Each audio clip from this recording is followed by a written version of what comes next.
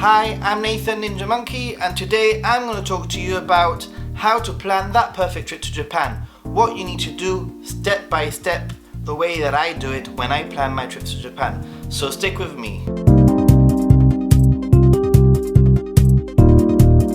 So the very first thing that you need to do is decide on what type of trip you want. Do you want to be traveling on your own? Do you want to be traveling with a friend? Or do you want to be traveling as part of a group?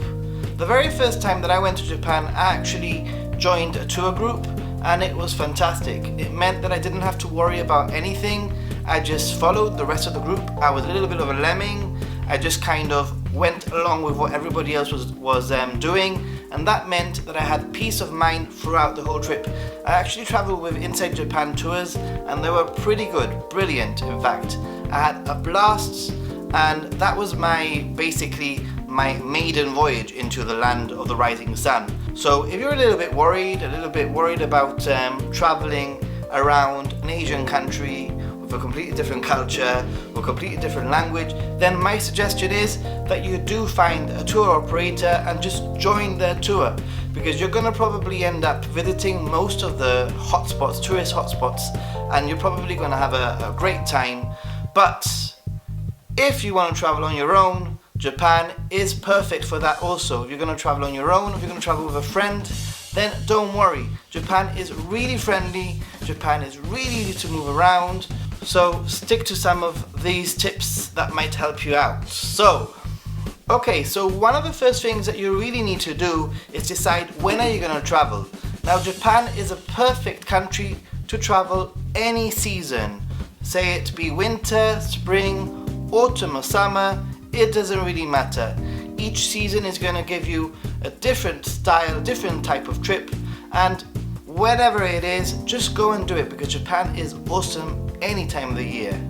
Now, once you've decided when you're going to go to Japan, my suggestion is that you book yourself a flight, because once you've got that flight booked, there's no turning back, it's happening, and that's when the journey really starts. Now, before you do that, my suggestion is that you look at dates very carefully, because you can save a lot of money if you book perhaps a flight leaving a few days later, a flight leaving maybe a day or two earlier. You could make great savings, so try to be flexible with the dates and you might find a better deal.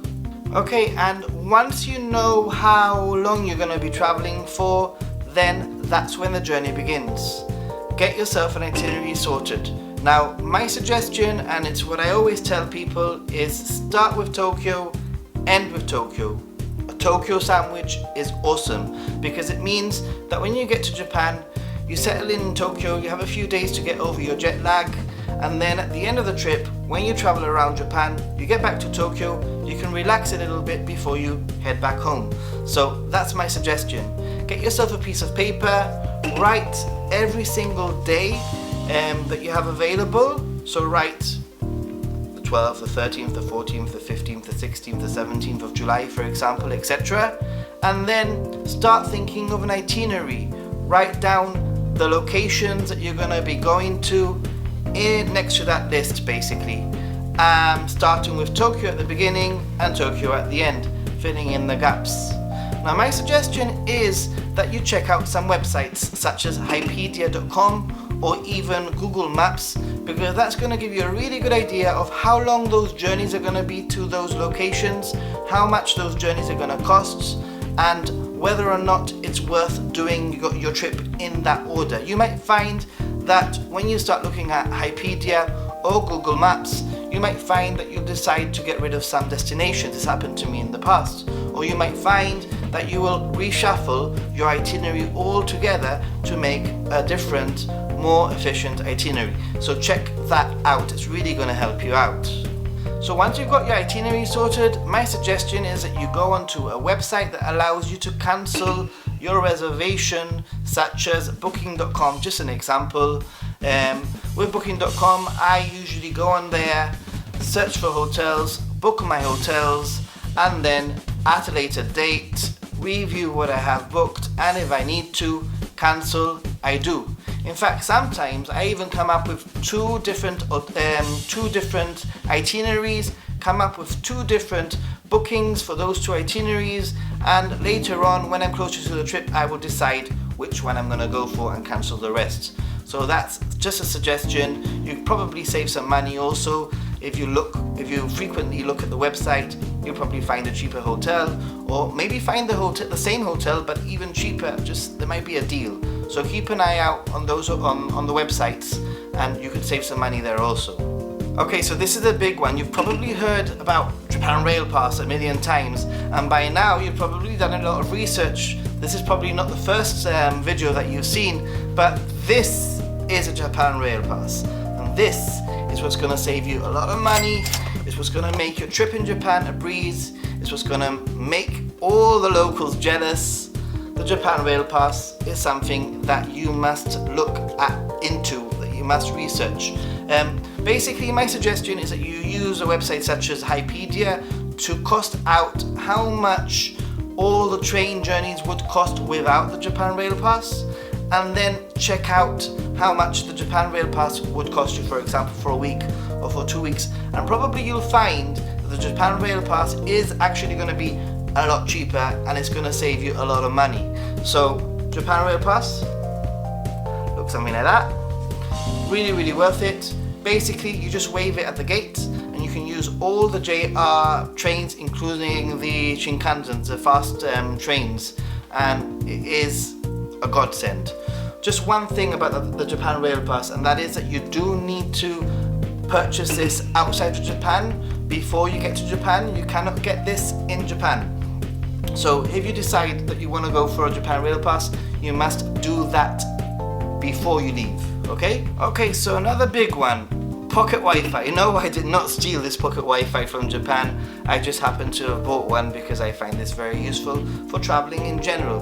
Pocket Wi-Fi is basically a little device like this that gives you Wi-Fi. You just put it in your bag or in your pocket Wi-Fi, and basically it will give you Wi-Fi wherever you go. Now in Japan, that's extremely useful because, believe it or not, Japan is not really the most Wi-Fi friendly country in the world. You will find Wi-Fi in your hotel room, the hotel lobby, etc. But once you're out there, not many cafeterias or restaurants might have Wi-Fi. So this might get you out of a pickle every now and then. For example, you want to find a route using Google Maps.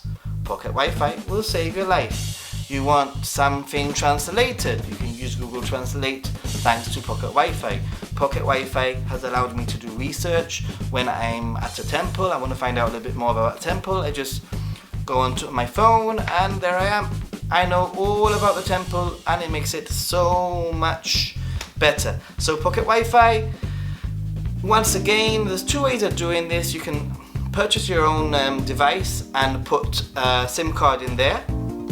You can buy the SIM card from the airport if you want to, or in the past I've used a really great service called Pupuru, I believe it's called, and you purchase that before you leave on your trip, and you can have it delivered to your hotel room. And when you get to your hotel room, it's there waiting for you.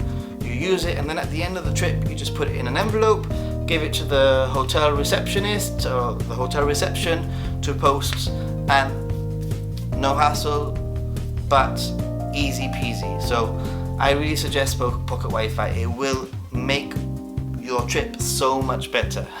Okay, another important thing is research. By now you have your itinerary sorted, you've got your Pocket Wi-Fi booked, you've got your Japan Rail Pass in the post on the way to you, you got your flight, you're really excited, you're about to go to this awesome, amazing country. But what are you going to do when you get there? What are you going to do in all those places that you've planned for? Well, that's why you need to do a little bit of research. Now, what I like to do personally is I like to come up with 3, 4 or 5 places that I want to visit in each location that I stay at. So let's say I'm going to go to Takayama, a city in Japan. I would have already researched the 3 or 4 main things to see in Takayama. When I'm there, I see those 4 things, but then I probably have extra time to do things at a lighter pace. So that's what I tend to do. So do your research and also check out if there are any specialist dishes, food that you can try in these locations. So for example, I know that in Takayama, last time I went, I had some horse sashimi, which was quite interesting. And I also had some bee larvae in like honey. It was quite in soy sauce actually. It was quite interesting. But once again, I did my research. I checked out what the specialist dishes were, and I tried them out. So that's something that you should definitely do. And getting to the end of the video, if you're still here, thank you very much. I hope these tips are really useful. Please get in contact with me if you need any extra help. Comment below. I will try to reply if I can. Yeah, but just one more thing, and that is, or actually two more things, and that is exchange your cash before you go to Japan, because probably the airport is going to be a lot more expensive than getting it at a bank or an exchange bureau where you live.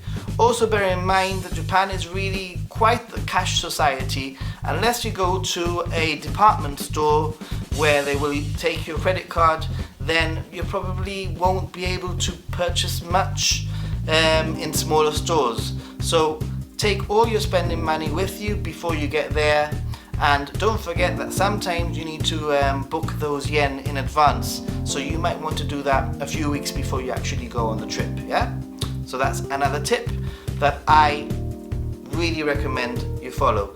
And finally, my final tip is for you to take photos and digitize all your important documents: passport, travel insurance, bookings, etc., reservations. Make photos, make a digital copy, send an email to yourself, or put it somewhere in the cloud. Because if something was to happen, if you were to lose your passport, for example, then you have quick, easy access to your passport number, you have quick and easy access to your insurance documents if anything was to happen to you. So that is a very valuable tip. Thankfully, I haven't had to actually resort to any of my backed up documents, but I recommend that you do that if you can. I hope the video has been useful. Now, I've just talked to you about how I plan my trips to Japan. I haven't really gone into tips for what to do when you're in Japan. Maybe I'll talk about that in the future, but I hope you've enjoyed my video. Please give it a big thumbs up. Please subscribe if you haven't already for more tips about Japan. Check out some of my previous videos. Check out some of my videos of some of the places that I visited. Maybe you want to visit those places too. Japan is awesome. Japan is full of awesome cities, full of awesome towns. Don't stick to just Tokyo. Go and explore. So, thumbs up, subscribe, and let me know what you think about the video. See you next time, guys.